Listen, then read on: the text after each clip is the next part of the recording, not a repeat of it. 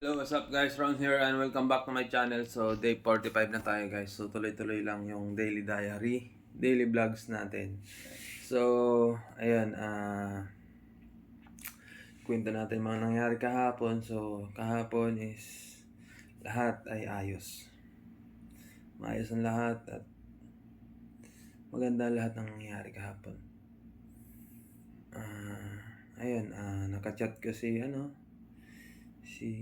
Ma'am Kyo, yung nag-ano na sa atin ng supplier. Nagbigay sa atin ng supplier.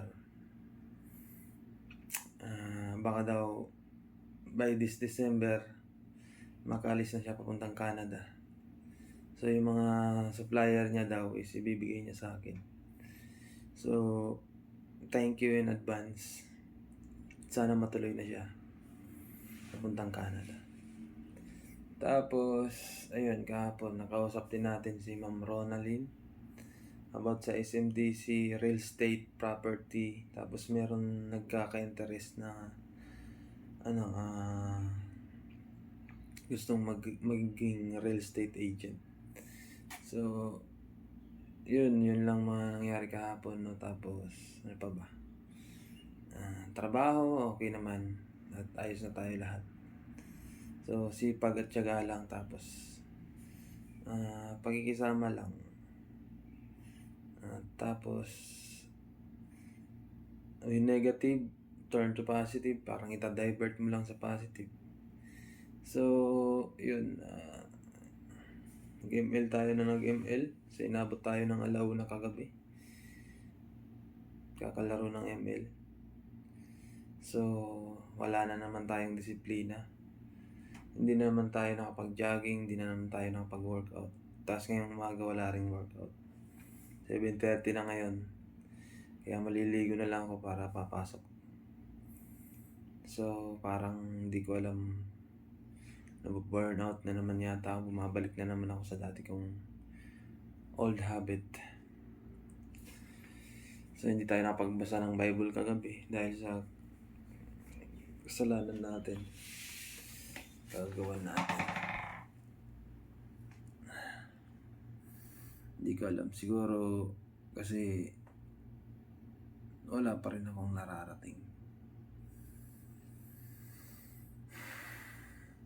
Wala pa rin nangyayari sa atin. Ultimong kahit makamitik na lang, talagang pinupursige natin. Ayan, attempt na naman tayo manood ng mga porn.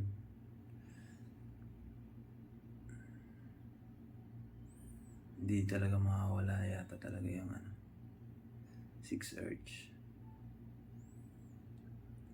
sex desire.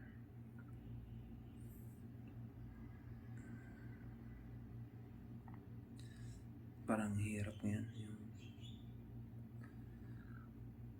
ako na lang mag-isa. Parang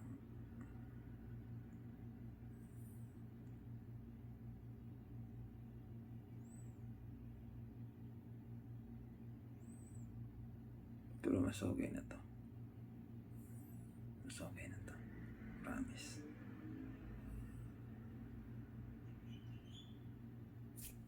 So basahin natin ngayon yung umaga, yung nabasa natin. So mukhang talaga hindi okay. Revelation 18 verse 11. And the merchant of the earth shall weep and mourn over her, for no man buyeth their merchandise anymore. Siguro ito yung tinutukoy na mga binibenta natin.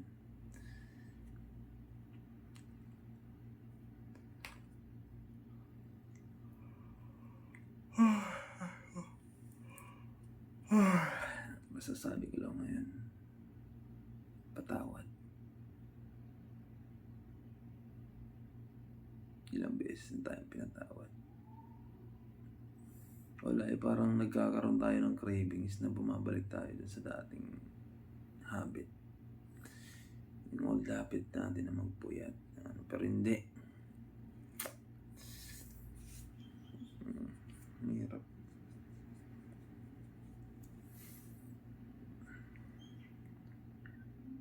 So, puyat tayo ngayon guys. Bitin pa yung tulog ko talaga. Tapos, ang sakit ng likod ko. Nasobra niya ata sa kahapon, workout. So, doon na lang tayo nag-workout sa trabaho. Dito, hindi na tayo nakapag-workout. Kailangan din natin ng pahinga. Imbis na magpahinga na maaga kagabi, napunta sa ML.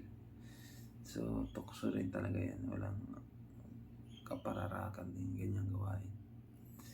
So, yun lang. Maliligo na ako at papasok. Maraming salamat and God bless us.